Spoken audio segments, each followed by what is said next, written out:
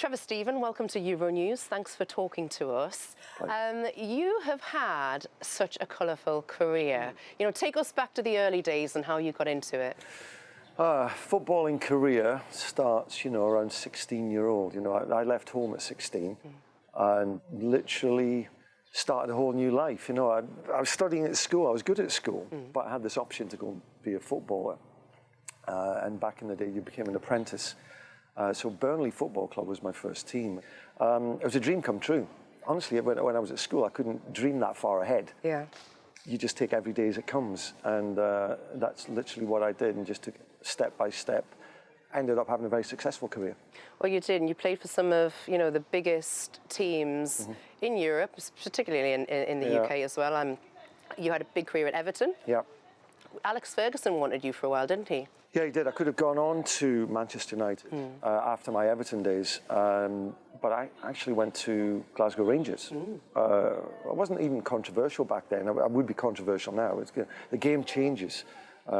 Big teams can change. Man United have always been there. But Glasgow Rangers back in the day were a big side, and I chose to go there. Graham Souness was the manager, and thoroughly enjoyed my time in Scotland. I'm from near Scotland, so it was almost like going home. As a footballer back then, a bit different to now, where the Premier League attracts all the players in and everybody wants to come to the Premier League. I was in the era where it was great to move abroad.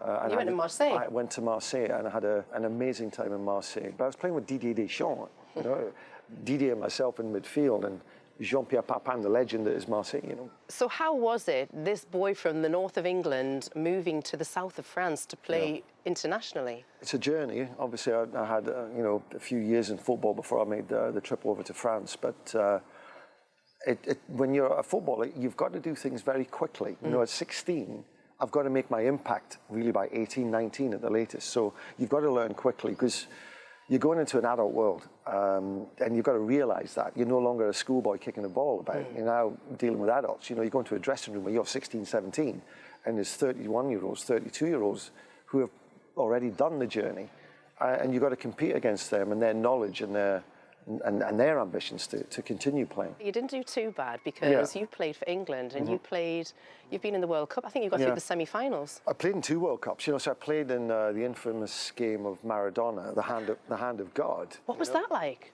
Well, it was very hot. I tell you, in Mexico City in the summer of '86, and there was the Argentina-Britain issue, and so that added to the whole occasion. But to play against Maradona at that time was unbelievable. I had to pinch myself. 4 or 5 years prior to that, I was at school. Yeah.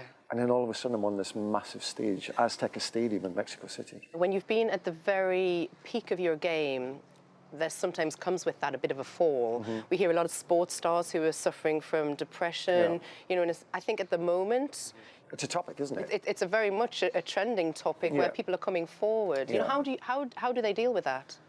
Well, it's been one of those things that's been swept under the carpet, and people are being bolder now, encouraged to talk about how they feel. It's a difficult thing, and I think in sport, because of that sudden end, it takes people a while to adjust to the fact that the phone's no longer going to ring. You're not getting jobs anymore. You've got no routine.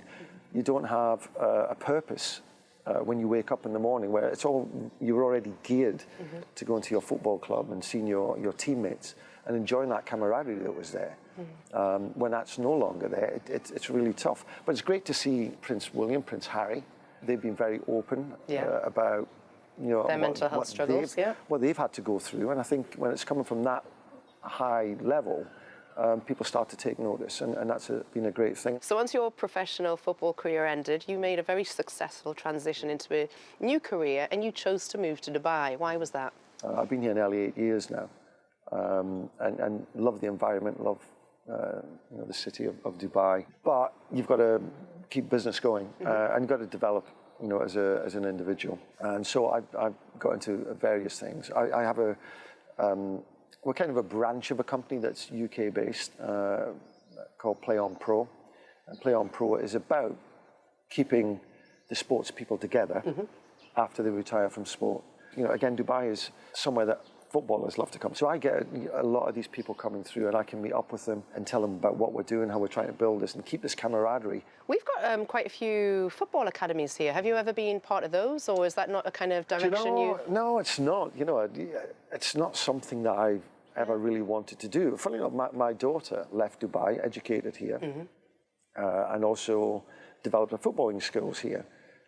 So she's joined Reading Football Club, and she's only just 17. She's in the John Majeski Academy over there, so she's doing her A-levels back in the UK and doing football training. So it's the 30th anniversary this year of something else, the Italian World Cup that you played in. Firstly, it was a boy who dreamed to play in the World Cup, and I played in the one before, the 86 World Cup. But 90 was amazing, and as you say, it's 30 years since that, which is a bit frightening. When I'm sitting here looking back, because it feels like yesterday. Yeah. And a lot of the, the modern day footballers, it was their first real insight into what a World Cup was, and I'm talking about like Steven Gerrard and even the younger guys, your Harry Kanes, they always reference Italia 90 as the one that they remember. I remember Gazza crying. Well, Gazza was the boy of the moment, wasn't he? He was. And he was just brilliant. I played with him at Glasgow Rangers as well. But playing it for England in Italia 90, when he was the sort of difference between us being kind of average and being a potential winner. Some brilliant memories. Bobby Robson was the manager, and it was just a thrilling experience. We had some brilliant players. We had Chris Waddle, Gary himself up front, and Paul Gascoigne in midfield. Terrific footballers, and we were very close. We went out on penalties in the semi-final and felt that we could have won it. But football's all about ifs, buts and maybes, I suppose. But I think as well, that team that you mentioned, it changed things. That was the cusp of the footballers becoming superstars that we see today. It was, because the Premier League came in 91, was it? 91, 92, I think it was. So there was a real reaction, kind of bonded England together. What does the future hold for you? I'm trying to grow the businesses, the world-class football and play on pro, try and build those up. Anything to do with keeping in touch with the game is what I really love and enjoy.